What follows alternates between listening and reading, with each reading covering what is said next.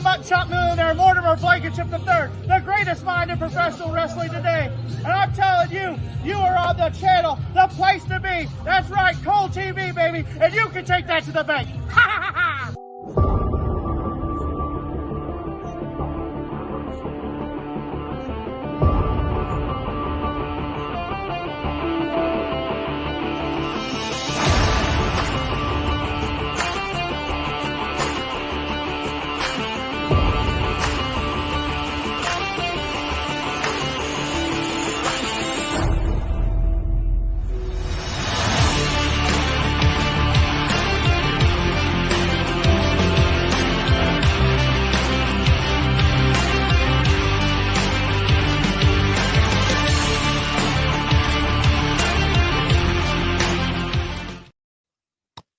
Greetings and salutations, everybody, and welcome back to another episode of Pro Wrestling 60, where we talk about everything that happened this past week in the world of professional wrestling. I'm XLJ, the OG, joined by my partner in crime, my brother from another mother this week. I think he's hailing from somewhere off into the stars on Mr. B-Roll. I went skydiving. You're part of the Northern Lights there on Friday night, right? That's where you're at, right? Yep. You know it. Yes, indeed. You know it. Well, Mr. B-Roll, it was once again another action-packed, crazy, fun-filled week in the world of pro wrestling. We got so much to talk about, that is. I'm going to let you go to get your line in. Yep. Just making sure I'm getting this shared out on the socials, letting the good people know that we are live for this special edition of PW60. Right. We're live, pal. Running a little late because of some technical difficulties, but hey, we made it within 2 minutes. So, and the network gave us an overrun, so we're good. Yeah, we are so good. It's like, you know, the basketball game before us went into overtime or something, and so here we are. Here we are indeed. But man, oh man, this is PW60, where we cover the world of pro wrestling in 60 minutes or less-ish. And I say the clock starts now. It does indeed. And our top story this week is the King and Queen of the Ring tournament is underway. And I have to say this, going into this, would you say this year feels a lot different than previous years of when they've done this tournament? Like, I almost feel like this feels important again. This almost feels back in like the Attitude Era, like with the King of the Ring, almost when it was a pay-per-view where it feels of importance. What do you think about the King and Queen of the Ring? Well, I'm glad you bring this up because in this time, I think this is my first King and Queen of the Ring tournament. Because they didn't do it last year. Yes, I don't think they. Yeah, I think it's been a couple years since we've done this. Second Queen of the Ring tournament they've ever done too, by the way. So, kind of cool they're doing that. But yeah, this just, I don't know. It just feels like this is going to mean something by winning this tournament, where it hasn't felt like it in 20 something years. And once again, thank you, Papa H, for that. But let's get right into it. This first round action kicked off this week on both Raw and SmackDown, as well as on some house shows too. And I want to get your opinion on that here in just a moment. But first, let's talk about Monday Night Raw. Kicked off with the Judgment Day. Looked like it was going to be Finn Balor getting a bye, but oh, no. Little main event, Jey Uso inserted into the King of the Ring tournament but from Adam Pearce, and he would go on to be the first person to advance in the tournament, as he would defeat Finn Balor in an incredible opening matchup there on Monday Night Raw. Of course, we had some Queen of the Ring action going on as well. How about that Io Sky Natalya match? That match, which was interesting, I believe this was the first time they ever met one-on-one. Can you believe that, B-Roll? I mean, it is so rare when we get these first time, especially when you've had matchups, because you're like. Did you like it though? Yeah, I mean, it was. I don't want to say slobber knocker. I'm trying to think of like another term for solid. It was trying to. Yeah, solid. Yeah. Speaking of solid, maybe the match of the night, maybe the match of the tournament so far. Ilya Dragunov going up against Ricochet. Holy guacamole, Batman. That was amazing. What a debut, too, for Ilya Dragunov onto the main roster on Monday Night Raw. Of course, he would defeat Ricochet to advance. And hey, speaking of making their main roster debut, we also got to see Elia Valkyrie advance into the tournament as well. But we got to talk about the Ring General. Gunther going over Sheamus on Monday Night Raw in an all-time classic. And honestly, it was going to be our match of the week if it wasn't for a surprise match, which we're going to talk about here later on in the show. Of course, we go over to on SmackDown, and Nia Jax did defeat Naomi to advance. Of course, Bianca Belair did advance with defeating Candice LeRae. For himself, Randy Orton defeat AJ Styles to advance in the tournament. And in a little bit of a surprise, Bobby Lashley was pulled from the tournament due to couldn't make medical clearance or whatever. So Tama Tonga would defeat his Pride member Angelo Dawkins to advance to the tournament. So solid stuff here in this first round. Also, I wanted to get your opinion on this. What did you think of like the super shows? Like some people kind of mad about this. I don't know. I think it adds excitement to these shows, these house shows, whatever you want to call them. What'd you think? Yeah, I mean, let me put it to you this way: if I'm going to this house show, I'm super amped. I'm super amped up about it. I'm glad they're doing this. I'm picking up what they're throwing down. I don't know. I think what they could have done on YouTube or something, or yeah, exactly. Put it as a digital exclusive or something. Like, but I'm okay with it. I think it's fine. I think it adds to the importance of like the WWE. Now, of course, in these 4 matchups that happened this past weekend, LA Knight would defeat Santos Escobar, as well as Kofi Kingston. A little bit of a surprise defeating Rey Mysterio Jr., in my opinion. Shayna Baszler did advance after defeating Maxine Dupree, who was another alternate here in the tournament. And Tiffany Stratton, it was Tiffy time indeed, as she defeated Mia Yim or Michin to advance into the Queen of the Ring tournament. All right, I'm going to put you on the spot. Who are your favorites? Who do you think is going to win the King of the Ring? Who do you think is going to win Queen of the Ring? Start with King. I think King's Gunther. I really do. 100. I can't see anybody stopping the Ring General, but man, oh man. And I'm sorry, I don't recall going into this live episode if any matches were announced for Raw for the tournament.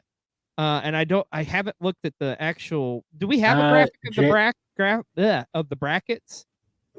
No, I couldn't find an updated I don't think I've seen it. Yeah. So is Gunther and Dragunov in the second round? Because if that is, that's fucking nuts. I know Jay's going against somebody. Who else won? Okay, we're not going to spend all episode of me trying to remember. Yeah.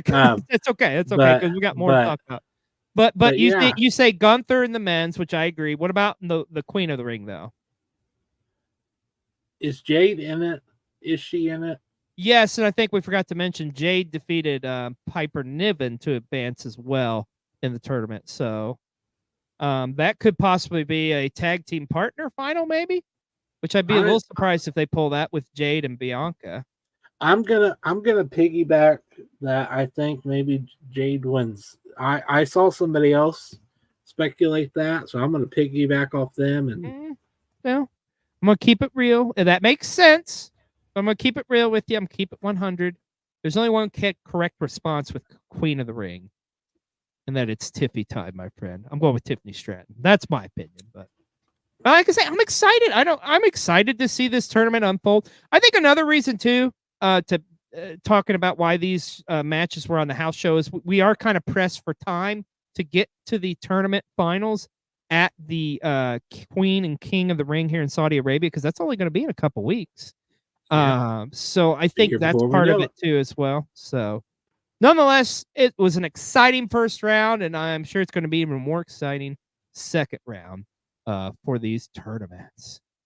And speaking of King and Queen of the Ring, we have an update to the card as well. We do know that we are going to get in the main event. A little surprised, but I'm not surprised. It's champion versus champion, like title for title. Cody Rhodes defends against your U.S. champion, Logan Paul. I knew we were getting this match at some point. I honestly, and we've talked about this, I thought they were going to save it for SummerSlam since SummerSlam's in Cleveland. But I guess that dirty Saudi money, they're like, no, we need Logan Paul and Cody for our show. Me personally, since we're going to SummerSlam, I'm kind of glad this match is happening there. Y'all can have it. I'm sorry. It's going to be a great match, but it just doesn't really interest me, to be honest with you. But it is interesting. Both titles are on the line because I don't know how they're going to go with this. I mean, there's no way Cody's losing. We know that. But does Cody get the U.S. title? Does it end the schmaz? Do we protect? Do we get our first dusty finish of Cody's title reign and King and Queen of the Ring? I think it could happen. What do you think about this matchup?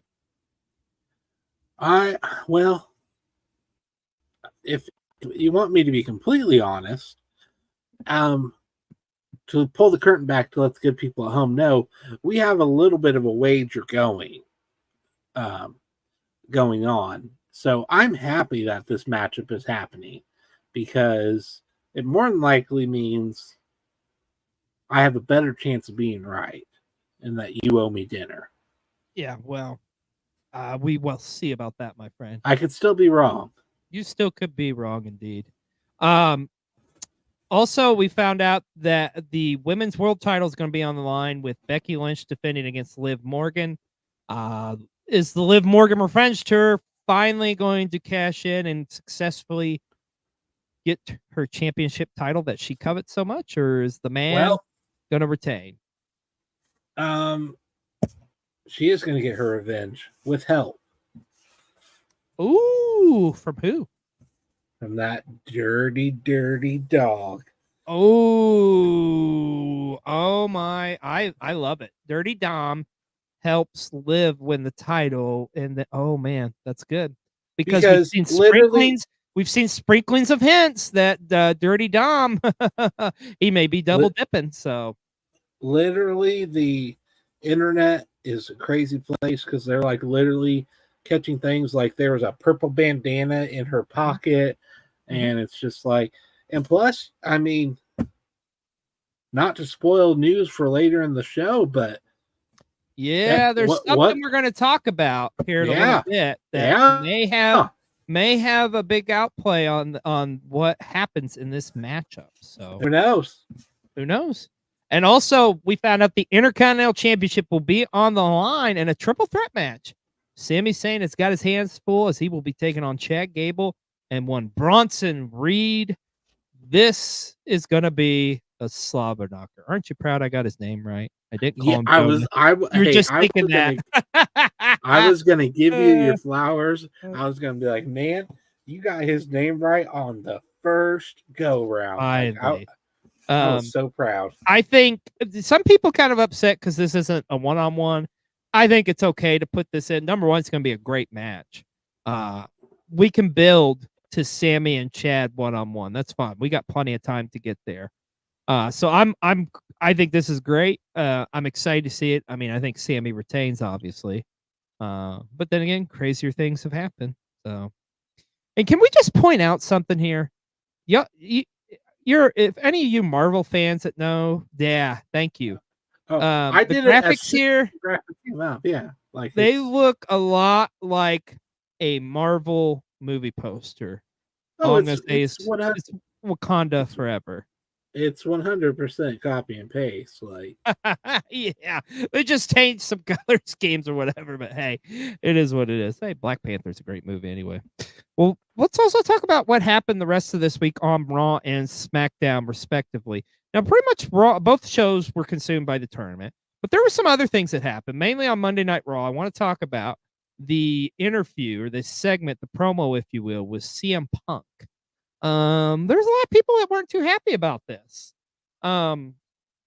It wasn't like I wasn't like, oh, thrilled with it or anything, but I didn't hate it. It just felt like I think a lot of people were upset because it took some matches away that they thought was going to be on the show. What did you think of it? Were you okay with it? Did it bother you? Did you even really care?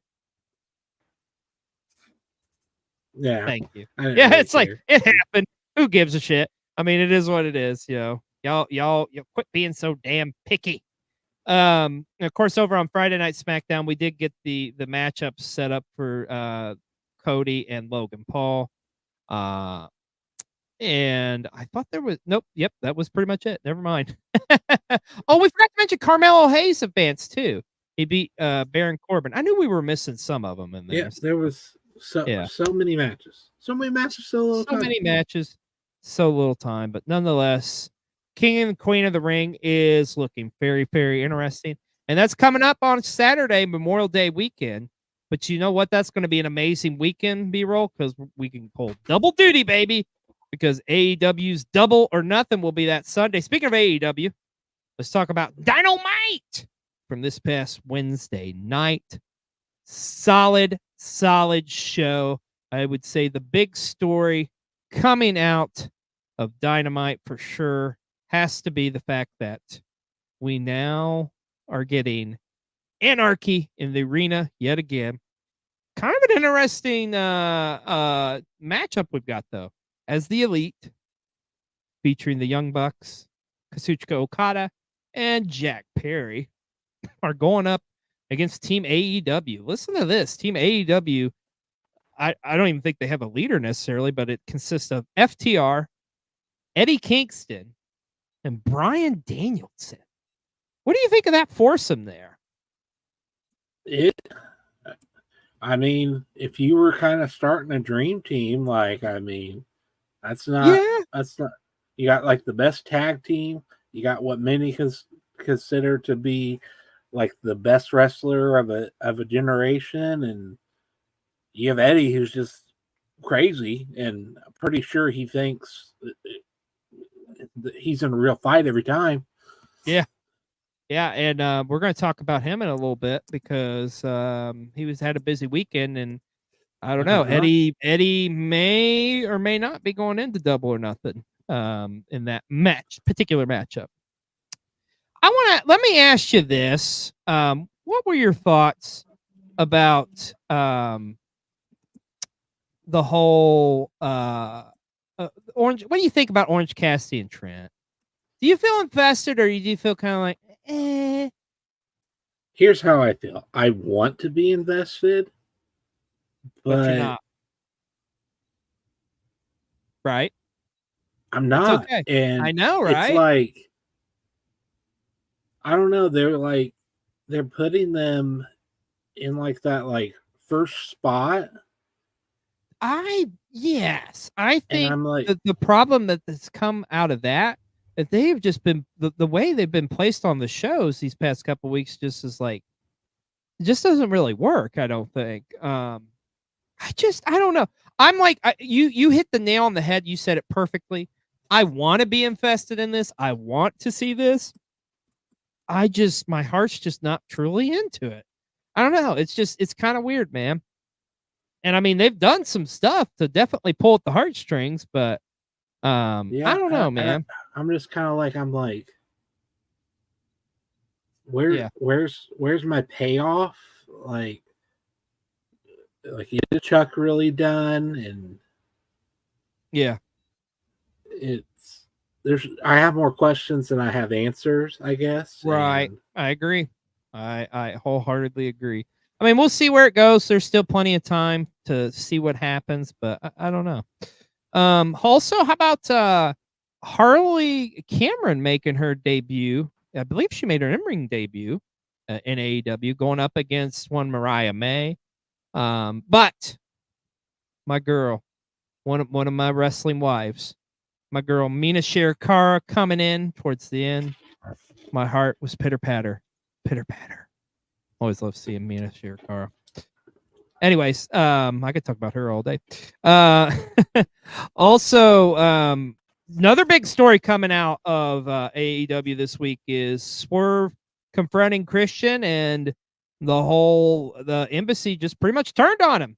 They all left him for dead as Brian Cage, the Gates of Agony, attacked Swerve. Now, later on in Collision, he would get some revenge against them, and we do know Swerve will be going against Brian Cage this Wednesday night on Dynamite. Not surprised, right? I mean, it's just kind of like, why are they even still together? They're heels. He's a babyface. Just like Will Ospreay will eventually be outcast or whatever from the Don Callis family. I mean, it's kind of, but you know what? It's like our good friend Hambone says, you know what? If it's predictable, it's okay as long as it makes sense. So, yep. I think it was just inevitable that they just go ahead and pull the trigger on that. Should have done it a while back, but it is what it is. How about that? How about that righteous punch from Serena Deeb, though? Oh, yeah. Serena Deeb, man. Whoo, baby. That's going to be a hell of a matchup at Double or Nothing between her and Toni Storm. I don't know. Old Timeless has got her. I mean, she's on fire, but I don't know if she's going to be able to pull it off against one Serena Deeb, man. Serena Deeb's long overdue. She's a phenomenal performer. Me personally, as much as I love Toni Storm, I would love it if Serena Deeb's the one that dethrones her. Probably won't happen, but and hey, I mean, kudos to her for sharing part of her story and her recovery and everything. Yeah. I mean, it definitely got me more invested into it than 100% agree, man. Yeah. I 100% agree. We got to talk about the learning tree, right? How about Jericho just like each week, you know, we talked about this last week. I came out, I finally admitted it. I like what they're doing with the learning tree. And then you have what this week everybody's pissed off about the tights. What'd you think of the tights? I mean, you look better than I ever will in them. I'll say that. I think that's how you're supposed to feel. Like, yeah, I love it. I love what he's just doing it, and he's like, fuck it, you know. If you're reacting to it, then I'm doing something right, you know. So yep. But we got to talk about that main event, bro. Oh my main event! Adam Copeland defending the TNT Championship against Brody. Oh my God! What a once again another slobber knocker. An incredible matchup. Yeah, Jericho and tights. Woo! But no, that matchup, dude. Oh my gosh. I knew from watching them. Like, we got to see a little preview of it in person when they did that tag match at Dynamite. So I knew that was going to be an amazing matchup. And Adam Copeland once again defeating another member of the House of Black. Of course, we did find out he's got that challenge. He wants Malachi Black, and he wants him in a barbed wire steel cage. If that happens at Double or Nothing, go ahead and just take my money now, Papa Com. You don't have to do anything else on that card because that's all I want to see. I mean, that's not true. There's other matches I want to see, but that'll be an amazing matchup, man. But overall, Dynamite, solid show. And let's talk about Collision from Saturday night, which, by the way, I don't know if you saw the pics or not, but everybody griping and harping on the attendance and stuff. Dude, that was a sold out crowd pretty much, or a full capacity crowd. So kudos to AEW for doing that. Of course, kicked off with the Blackpool Combat Club going up against Top Flight and Tag Team Action. We mentioned earlier the Embassy getting his revenge. Did you see the clip of Daniel Garcia in action, and then afterwards the fan jumped into the ring? Yeah, I did. Like, why are people so stupid and still do that shit? I don't get that. Like, what was he trying to achieve? Like, I'm just so confused. Like, right? I mean, shoot, man. Like, was he gonna he got into the ring, and was he gonna Tope Suicida like out towards Daniel Garcia, or like I don't know. They were on him so quick though. It was nuts. Didn't make any sense. But and also we got to see Will Ospreay in action, going up against Lee Moriarty. But what I want to talk about, there's 2 matches I want to talk about. How about the AEW debut of one Tommy Billington, the Dynamite Kid's son, who looked just freaking like him, man. It was nuts. Going up against Dax Harwood in a classic matchup. You think we're going to see Tommy Billington again in an AEW ring? I liked what I saw. I think they could try to sign him, but honestly, here's what I would like to see him. I think if he worked over in Japan for a little while, just like his dad, and IWC, you may tear me apart. Maybe he has been working a lot in Japan.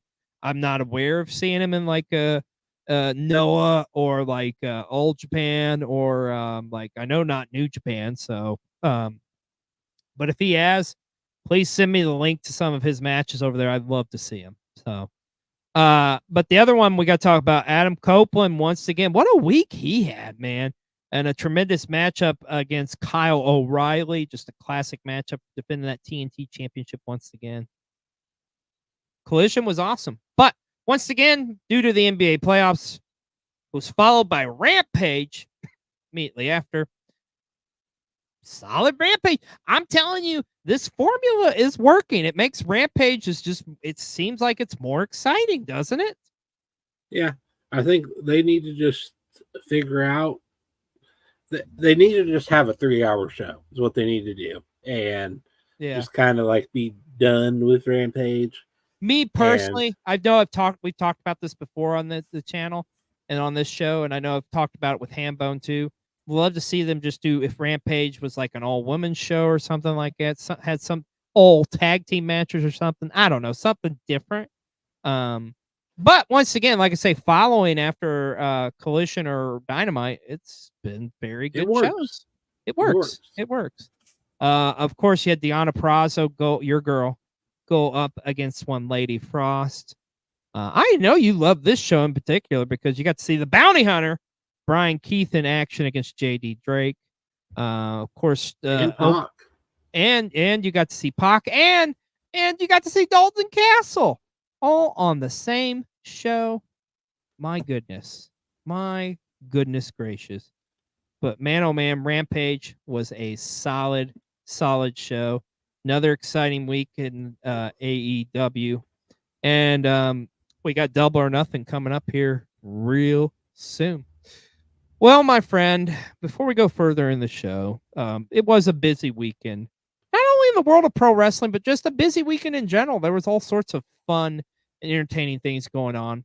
And one of those things, which I hold near and dear to my heart, was the Eurovision Song Contest took place this past weekend. The grand finale, which, by the way, I called it that Switzerland would win it after I saw them in the semifinal. I'm just saying. Dude, I seriously, I love fucking Eurovision. But anyways, speaking of Eurovision, we wondered what would happen if some wrestlers ever competed in the Eurovision Song Contest. And well, there's only one person who could help us figure out what that would be like. Therefore, you know it. Let's go to the best scout machine with this report. E-Dub City, it's the BGM here talking about Eurovision. It's a contest where people from all parts of Europe do a huge music contest, and this person right here won this year, and it's a big deal for some folks. So there are people in America who just soak this in, they love it. And I was wondering, what song would wrestlers sing if they got the chance to be on Eurovision? Let's find out. I got to hang out with the former Edge, now known as Adam Copeland, and after giving me a concerto, I regained consciousness, and he told me that he would be singing Whose Bed Has Your Boots Been Under by Shania Twain. Later on, I got to hang out with Phil Brooks himself, and after I regained consciousness, after he choked me out backstage, he told me that he would be singing The Woman in Me by Shania Twain. Another song? Later on that evening, I got to hang out with Jade Cargo, where she reminded me that I have a restraining order on me from her from a few months back. But after a while, I got to hear from a friend that she would sing "You're Still the One" by Shania Twain.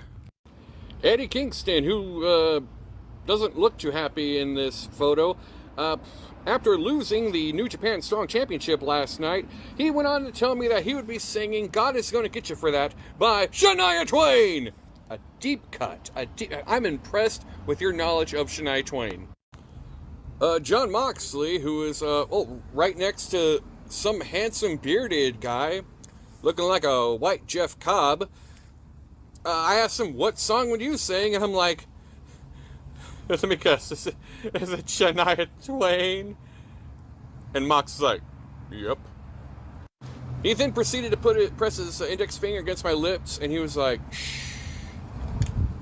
You don't have to know what it is. You just have to wait till I'm actually on Eurovision, and I'll make everyone cry with my angelic voice. For I am Jon Moxley, and I can fly."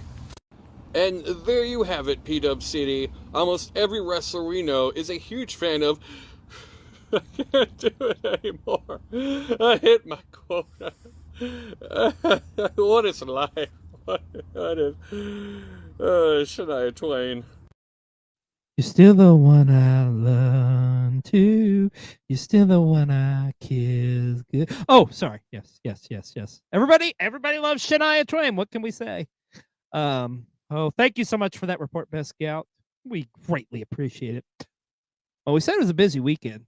How about New Japan Pro Wrestling had their resurgence show this past Saturday night, and some very interesting things happened on this show. Of course, in your main event, got to see that student versus teacher matchup with Shota Umino challenging Jon Moxley for the IWGP Championship. Of course, Mox would retain. However, that being said, we did have some new champions crowned on that show. First off, we do have some New Japan Strong Tag Team Champions as the new Gorillas of Destiny, or I guess we can call them Gorillas of Destiny.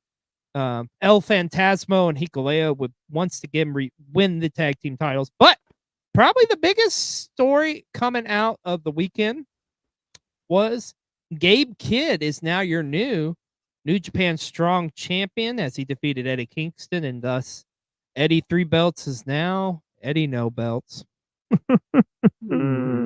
As Eddie was defeated in a no ropes match. Now, here's the thing. Eddie was injured in this matchup, appeared to suffer a leg injury. I'm not sure the full extent of that and if that will, in fact, keep him out for an extended period of time. But nonetheless, we wish him well, and we hope that Eddie does recover soon. And, of course, what happened, though? I'm getting to it. Of course, the Elite would show up as the Young Bucks appearing in a New Japan ring for the first time in several years, actually, along with Jack Perry as they attacked one Eddie Kingston, and that is just building up to Double or Nothing in that Anarchy in the Arena matchup. And Forbidden Door. And Forbidden Door as well. Just so much going on in the world of pro wrestling. But there's another company who we've kind of talked about before in this show, but we've never really truly given them the flowers that they deserve. But damn it, after this past weekend, we got to talk about them. Let's talk about Defy Wrestling out of Seattle. Our good buddy, one Michael, who brings you indie reports here every week on PW60. We know he loves him some Defy, and this show, by the way, was free and is still available on their YouTube channel here and now. And my God, what a show this was, man. First and foremost, Kenta Brian Keith, great matchup for the Defy World Championship, as well as you got to see the Progress World Tag Titles on the line as Sanity, which, by the way, I was there in person to see Sanity win those belts, just saying, which that vlog's available here on TV, or Cole TV, cheap plug. Danhausen was in action, but the matches I really want to talk about here, first and foremost, Joey Janela and Nick Wayne opened it in a 60-minute Iron Man match. This match was a war, my friend. I mean, the back and forth on this one. And you talk about styles clash. I mean, it was just, here's the thing. On paper, It's not a matchup that I thought I would need, but man, oh man, it was a matchup I'm glad we got. You know what I mean? It's a solid matchup. And guess what, folks? It is our match of the week here on PW60. So go back and watch Nick Wayne and Joey Janela in an all-time classic Iron Man matchup. You won't regret it. Also, we got to see the Defy Women's Championship as Fert Fixon defended against the problem Marina Shafir. And Marina Shafir with a massive win, as she is now your new Defy Women's World Champion. But here's the thing. Fert Fixon had held that belt for over 2 years. She was a dominant champion. She defended it frequently, not just at Defy shows, but all across the world. She is a name that everybody should be familiar with. And if you're not, you're going to get pretty damn familiar with it, because she is definitely one of the best women's wrestlers out there today. And we had to make her our wrestler of the week this week here on PW60, as Fert Fixon had an incredible run. And I don't know, does this mean she's done with Defy? Do we get to see her move on to like a different promotion? I mean, if she does, oh my gosh, I'm here for it. Can't wait to see it. Sky's the limit. The sky is the limit, my friend. I cannot wait. Well, got something up next here. We got this is pretty cool, folks, because this is the first time we're ever doing this on the show. Our boy Jay was able to get us a dirt sheet exclusive. This is exclusive, okay? We've got footage we're about to show you from this past weekend that is never been reported on until just now. I'm not going to spoil it for you. I'm just going to go ahead and play the clip. So here's our boy Jay with the Dirt Sheet News exclusive. It's the Dirt Sheet News exclusive. I don't know, has the new Wyatt family debuted yet? Just the teasers, man. This is a legit story. For the second year in a row, I'm raising 2 buzzards, baby buzzards, in tobacco barns. Last year, when we were getting ready to film that firm deletion for AEW, I was cleaning out a tobacco barn, and sure enough, there was 2 baby buzzards in there. Me and my daughters were up there. I said, "Oh my God, I've never in my life thought I would witness this." They had the yellow fuzz on them, babies. One didn't even reel, weren't even moving. But I feed them chicken livers every week, and sure enough, just a few weeks ago, a buzzard was hanging around, and it was one of the babies from last year. So now I'm doing it all over again. There's 2 babies, and I'm getting videos of them every day. So that might be a sign for me to be in the new Wyatt family. Oh! I was so excited about the potential future. Then Sammy Guevara tried to end my career. He landed on my face, and broke my nose, broke my skull. Send this one out. It was something about us advertising the show, saying tickets are on sale. Go get your tickets now. I forget where it was, and I said something positive about the show. I was advertising it, and I was about to go get your tickets now. There's plenty available. Oh. Don't do that.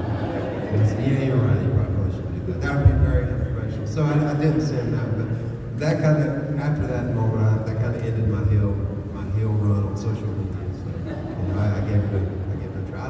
The following has been the Dirt Sheet News exclusive. Wow, Jeff Hardy going off there a little bit, wasn't he, huh? What do you make of that? That was some dirt sheet news right there. Some that was dirty, an dirty exclusive from his concert from this past weekend, which we'll be talking about here in a little bit more about that. But nonetheless, thank you, Jay, for that exclusive dirt sheet news. All right, let's talk about Tuesday night and NXT. And first and foremost, my friend, I know you were excited for this. Your boy, one of your all-time favorites, Wes Lee, returned to NXT. How excited are you to see Wes Lee again in an NXT ring? It just feels right. Yeah. It just feels right. Yeah, I agree with you there, man. It's good to see him back. Had a serious injury. I think he's back a little bit earlier than anticipated too, I believe, isn't he? I think so. Yeah, so that's exciting to see him back in NXT, back in a wrestling ring. Also, we got to see Shayna Baszler in action on NXT back in an NXT ring, where she dominated years before. One of the most dominant NXT Women's Champions. Also, we got to see Michin was in action too. Speaking of returning back to NXT, what do you make of the Supernova sessions, and where the hell are we going with this whole Last Legend and Trick Williams story? Like, or I'm sorry, maybe we should call him Trick as Lash calls him. What was it? Trick Willy Wonka or something like that. I thought I knew where we were going, but I don't know. Is it? Do you think she's just playing with his emotions so she can get Noam Dar a title shot or something? Because that appears that's where we're going with this. Probably the first challenger is going to be Noam Dar. Is she playing games with his heart? She needs to quit playing games with Trick's heart. With Trick's heart. We should be a Bono Boy band, just saying. Yes, we should.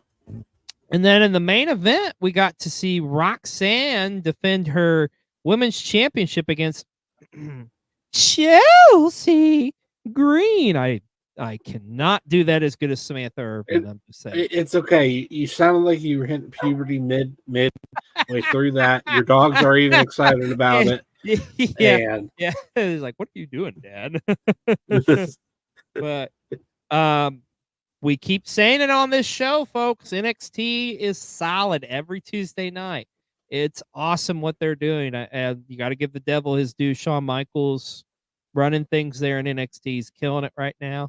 NXT is solid, man. Even after losing, several roster members up to the main roster, they're firing on all cylinders, and we'll see new talent fall over time in NXT. It's good to see it back to where it was, because there for a while it was, let's call a spade, it was drizzling shits. Again, especially when a man whose name we will not mention was there trying to control some things. But anyways, that was the past, and NXT is moving onward and upwards, and they're killing it right now. So watch them every Tuesday night. Speaking of NXT, we did get another call up to the main roster, but not the one you would think. We found out that ring announcer Alicia Tyler is getting called up to the main roster.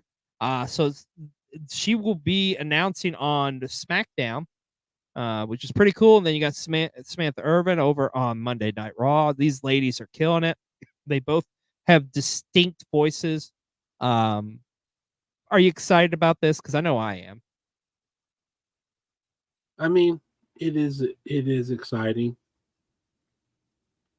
And it knocked my socks off, but it is exciting. Okay. I was like, you don't sound excited. It is exciting.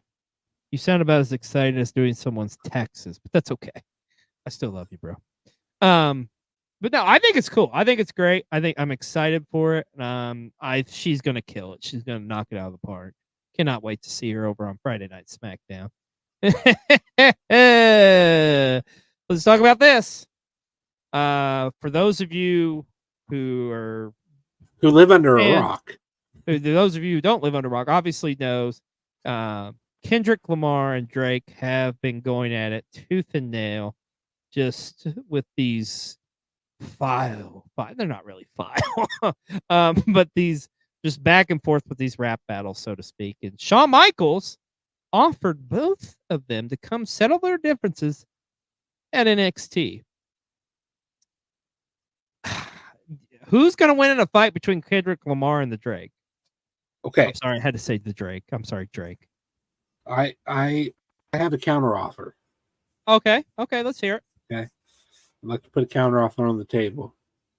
Okay. Kendrick, Drake, I know you're out there listening. I know you tune into PW60 every single week. Oh yeah, always. I would like to cordially invite you onto PW60. Oh, to settle your differences. Yeah, we can do it in a rap battle.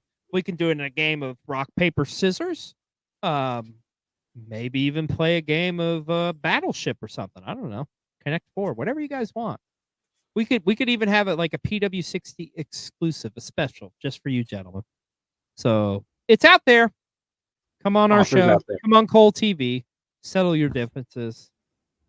But I'm sorry. I think my money's on Jimmy just because of Degrassi. Oh yeah, I just called him Jimmy. I mean the Drake. I always want to call him the Drake. I don't know why that is, but anyways, I'm showing my age. Let's talk about this. Looks like Friday Night SmackDown's going to be moving over to the USA Network once the Fox deal expires. So SmackDown going back to USA makes sense. I mean, we don't know how permanent or if this is going to be a permanent thing, but we do know like where they're going to at least after the deal is up with Fox, which I think is in August or September or something like that, if I remember correctly. So, but Friday Night SmackDown has found a home, and it's going to be over on the USA Network. And we talked about this earlier. I want to touch on Becky Lynch has not re-signed with the WWE. So here's the thing. Is Becky Lynch going to re-sign? Is she waiting to get a better deal? Is Papa Khan waving a ton of money? Okay, here's the thing. First and foremost, I want to rule that out. There is no, and I'll eat crow. I'll eat crow if it happens, but there is no chance in hell Becky Lynch would end up leaving the WWE to go to AEW. I'm sorry. Just would make no sense whatsoever. Don't see it happening. Not going to happen. But do you think she resigns with WWE, or you think could she possibly be, dare I say this, you think she could hang up the boots? You think she's satisfied with what she's done? And I mean, she's had an amazing career. Ooh. Here's the thing. I think at some point it's going to happen sooner than later. I will go as far as to say this. I truly believe out of the 4 horsewomen, Becky Lynch is going to be the first one to retire from in-ring competition. I think there's other things out there for her. I could totally see her getting into the acting realm. Matter of fact, I think she's going to be the first. We've seen it happen with several wrestlers. The Rock, John Cena, Batista, just to name a few, who's gone off to have incredible acting careers. I think Becky Lynch is going to be the first female wrestler to ever do that. And I think she'll have an amazing acting career after this. But I think she's going to take some time off after this is where we're going with this. I think she's going to take some time off, probably sign one last contract with WWE, maybe a year or two, have a proper send off. And that's what's going to happen. Yeah. So, I mean, you had me going. I wanted to make jokes about she's going to be all elite, but it'll be a cold day in hell before she ends up in AEW. There would have to be something. Well, think of this. Her husband did resign with WWE. Seth has resigned. So why would she? I mean, WWE, there would have to be something major happen. Yeah. Doesn't make sense. Yeah. Yeah, I can't see it. But you know what? I never in a million years thought Cody would end up back in the WWE. As they always say in the world of professional wrestling, never say never. You just never know. Anything truly can happen. Speaking of free agents, we got to talk about this. B-roll. Bryan Danielson. His contract is set to run out here at the end of the summer. But it's set to run out before All In takes place over at Wembley, but he has stated he wants to wrestle on that show. What do you think is going to happen here?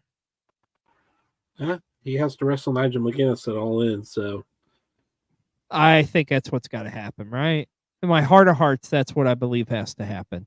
And that could be his final match.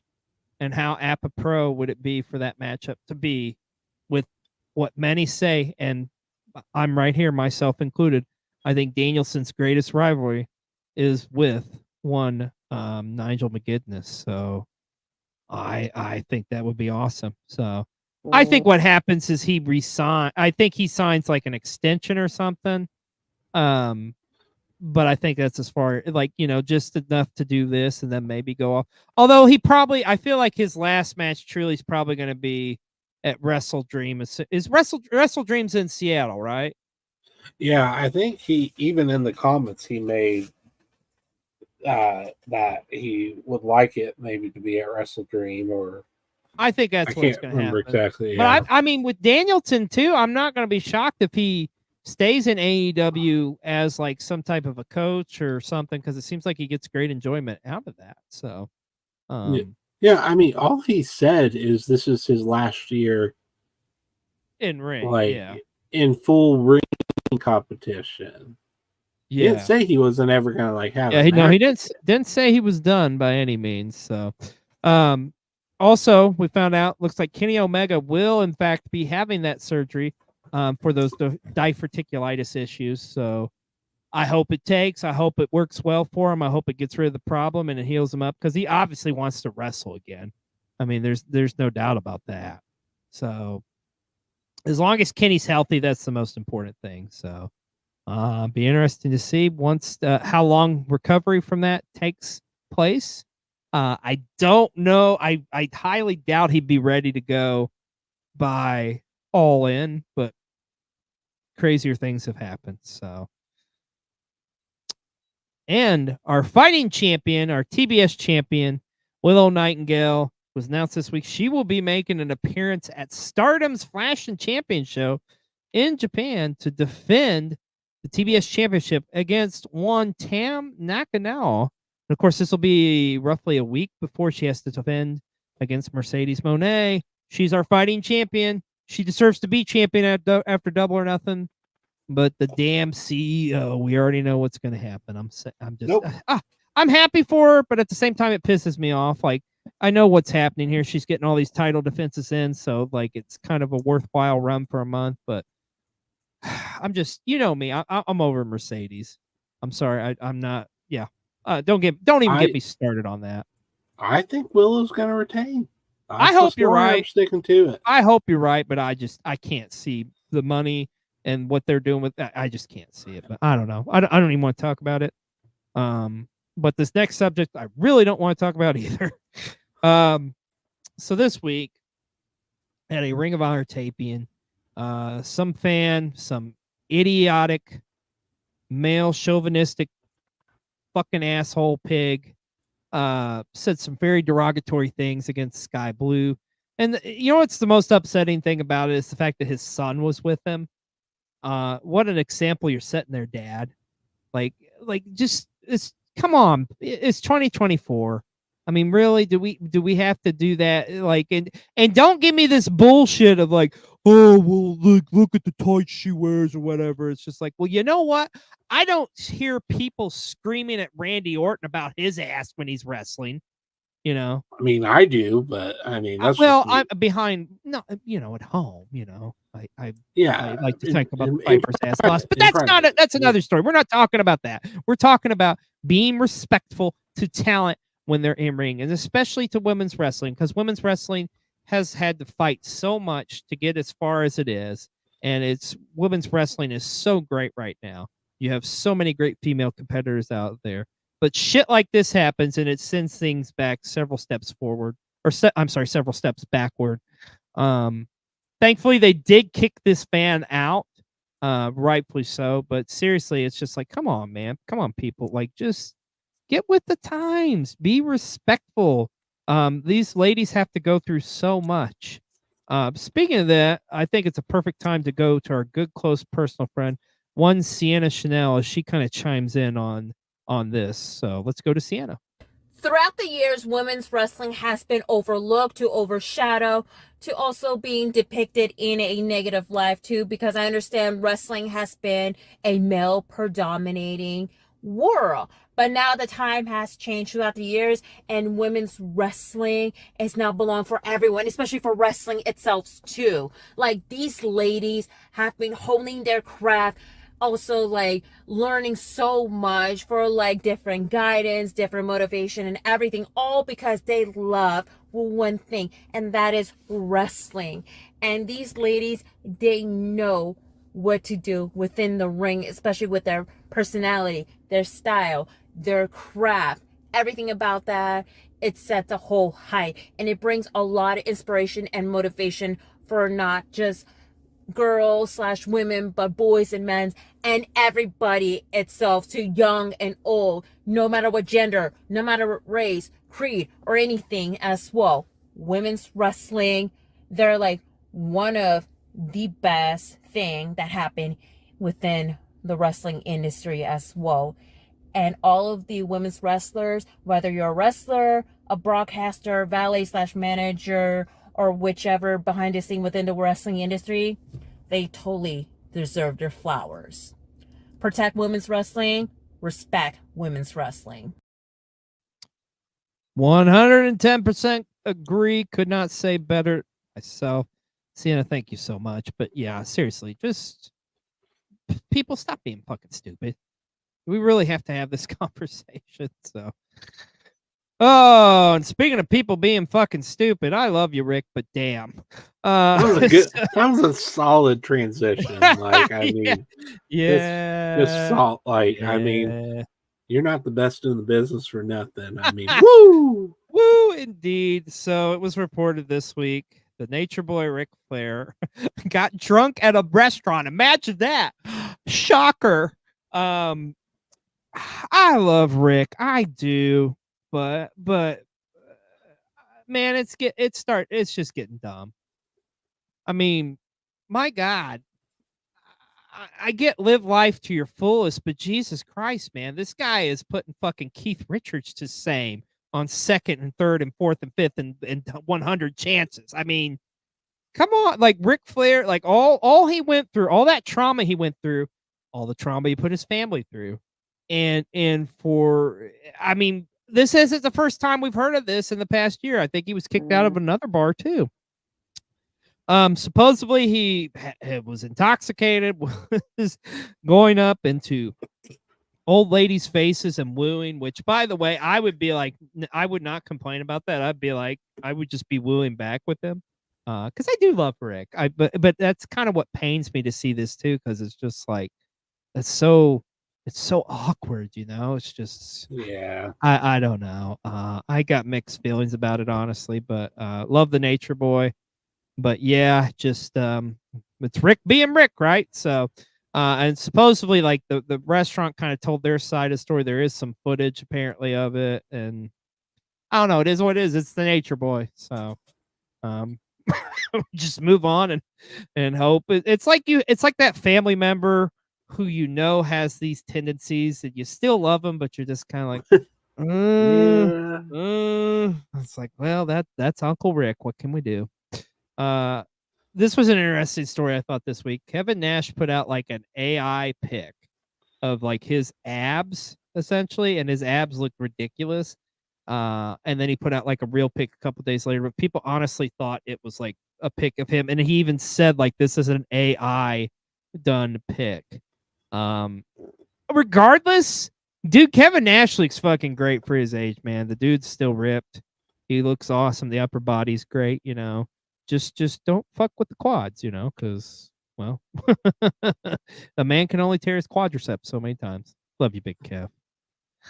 Oh, and also, you know what? Before we get to our Ruby Ringside Creator of the Week, it's time we go to Brian for Brian's Random Moment of the Week.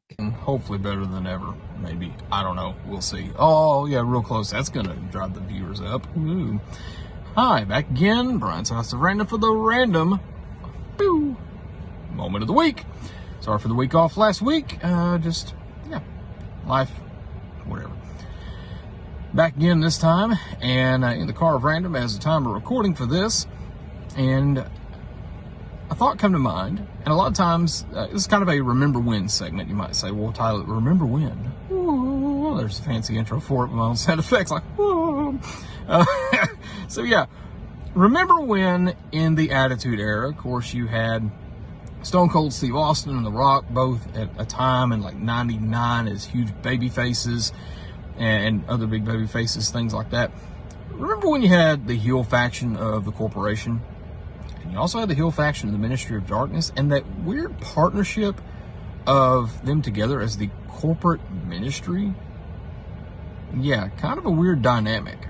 Shane McMahon and all, and Triple H and all those kind of toward the corporate side, and then you have the Ministry of Darkness doing their oogie boogie and all that kind of stuff over kind of on this side of things. And what we saw with them together in the ring, I know it was kind of a short-lived partnership, but it was kind of weird, wasn't it? I mean, at least I thought so. But here's my thought. Imagine the board meetings. Again, keeping kayfabe in. Imagine how the board meetings would have went. The room's all dark with like candles and like dun, dun, dun, dun, dun, the Undertaker's theme playing in the background slowly and silently or whatever. And yeah, can you just imagine like an accountant or something, and they're like, oh, the fourth quarter sales, oh, they've got an increase, oh, and he rolls the eyes and all that, and Gangrel's over there spitting the fake blood in the corner and whatnot, and yeah, kind of interesting. So imagine him Undertaker getting ready to fire somebody. Vince would be like, you're fired. Well, Undertaker would be like, you're gonna rest in peace on the unemployment line. Or he gets sacrificed or something, whatever, I don't know. But just imagine how that would have been. Just have some fun with it. Anyway, I don't know. Kind of random. Duh. Yeah, gotta go. Bye. Brian, we love you. Makes me wonder. I wonder if Naked Midian would come in and would read the reports for TV or whatever. But anyways, I digress. I guess that was after Ministry of Darkness. We love Brian, and here we go. And we also love our wrestling content creators.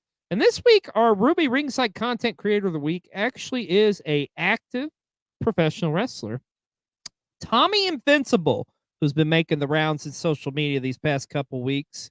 Really getting a lot of praise, as he rightfully should. Watching his entrances, it's so fascinating because it doesn't matter if he's in front of 2 people or 200 people. He brings the same I can't speak here, B-roll. He brings the same energy. Very impressive. I watched some of his stuff. Really digging it, man. And as he says, he's a straight shooter as well as straight edge. But I just love when he comes out. It's like, Invincible! Tommy Invincible is our wrestling content creator of the week. Brought to you here by Ruby Ringside this week on PW60. Also, this is exciting. This is awesome news, I should say. Nikki Cross ended up earning her master's degree and will finish out with her doctorate. Going to get her doctorate, I believe, in psychology, I believe. So congratulations to her from us here at PW60. This was interesting, too. Also, this week, we found out that Jerry Lawler looks like he is officially done with the WWE as he's finished up there. I can tell you, I think King is working a couple more obligations here and there, and I think King is just gonna go off and have a happy rest of his life in his kingdom. And I can say I was lucky enough to be there this past weekend for the Jerry Lawler legend, the tribute for him this past week in Evansville, as he was put into the Indiana Sports Hall of Fame. And I was able to attend that, be there. It was an incredible event, which we'll be having some footage coming to you here very soon on Cold TV. That being said, would you all like a sneak peek of some of that footage? So here with an exclusive sneak peek of my weekend at the Wrestling Legends Reunion in Evansville, Indiana. Bottom of a bottle, poured out a shot for you. I can feel by my side. You see the man upstairs says you're going somewhere, 'cause you live and then you gotta die. Looking up high, I know just why the sky's so bright tonight. 'Cause every single star is somebody we love, and you never have to say goodbye. Legends never die.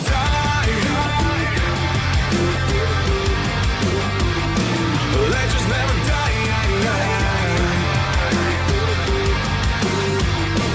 Legends never die. Legends never die.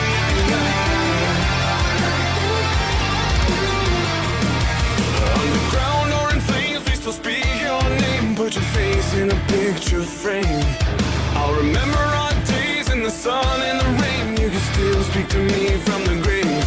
I hope you're living that high life, chilling on the other side. I bet you haven't changed. So every single 'cause I know I'll see you again. Legends never die. Legends never die.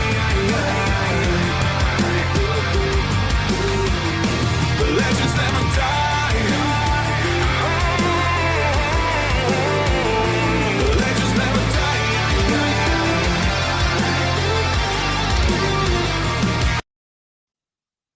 I gotta tell you, it was an awesome weekend this past weekend in Evansville. I'm so excited to bring you footage from that, which will be coming here in the coming weeks here on Cole TV. So stay tuned. Well, we're about to wrap things up here on PW60, but we got a couple more stories we got to address. For our overrun, man. Whew. Thank God, right? I hate this B-roll. Not shocking, though. Saudi Arabia is pitching to have a WrestleMania. I'm sorry, but no. No. I don't want them to have any of the big four, but WrestleMania, come on, man. If WrestleMania goes over, I'm going to be I'm going to be sad. Yeah. And I don't mean that as disrespect. I mean, it's just, I don't know. It's hard for me. It's always going to be Dirty Saudi Monday. I don't care. People can say, oh, well, they're doing things to, better the Saudi, whatever. Bullshit. I call bullshit. It's because of this right here, because they're paid a fuck ton of money. I'm sorry, but no, I can't get behind this. And I think we talked about this last week, or maybe the week before. But these crowds that we had at like Backlash from France and Puerto Rico, you're not going to get Saudi. They're like us. Only they don't bring the energy shows like us. Don't. I'm sorry. The Saudi shows don't. No. Just no. Pass. I'm sorry. It is what it is. Just no. And also, I want to say no to this, damn it. Our last story here this week on PW60. Dana White had a press conference following a UFC event, and he did say that TKO is looking to load up and have super weekends where it would be a show on Friday, Saturday, and Sunday, with the idea being that the slap fight or whatever that bullshit is on Friday nights. Saturday night would be UFC, and WWE's show would be on Sunday. I really like the Saturday night pay-per-view. I'll even say this. If you're going to make me call it premium live offense to just keep it on Saturday nights, I'll fucking do it. I don't care. And it pains me to do that. If I got to call it a PLE from a PPV, I'll fucking do it. But damn it, I do not want to see them. And there's it makes sense for certain stuff. Like WrestleMania is 2 nights. So of course you're going to have a Sunday night show. But I don't want to see it on the regular. Now, my understanding is I don't think they're going to do this with every single pay-per-view and stuff, but they're looking into doing it. I get it, but I don't know, man. I'm not feeling it. And what the fuck is with slap fight? Why is that even a thing? How is that not gone? That's the stupidest damn thing I've heard of. I mean, people seriously get hurt on that shit. People pay a lot of money just to watch people slap the ever-living crap out of each other.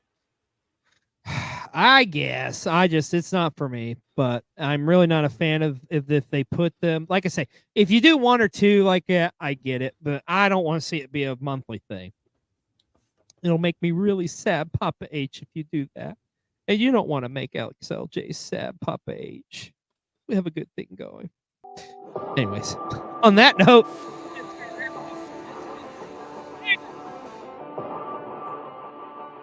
everybody who joined us here tonight. And hey, it's going to be another crazy week in the world of pro wrestling. I can't wait to see what happens this week as the King of the Ring tournament continues on and we get closer and closer to that amazing Memorial Day weekend of amazing shows. I'm XLJ the OG with my partner, Mr. B-Roll. We'll see you next week on another episode of Pro Wrestling 60. Everybody take care and have an amazing week. Bye.